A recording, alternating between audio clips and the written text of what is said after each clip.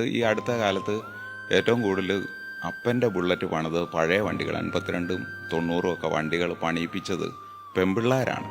പെമ്പിള്ളാർ licence എടുക്കാനായിട്ട് അപ്പൻ്റെ വണ്ടി മതി, കോളേജിൽ പോകാൻ അത് മതി. ഞാൻ ഈയിടെ അടുത്ത 3-4 വണ്ടികൾ അങ്ങനെയാ പണിത് കൊടുത്തത്.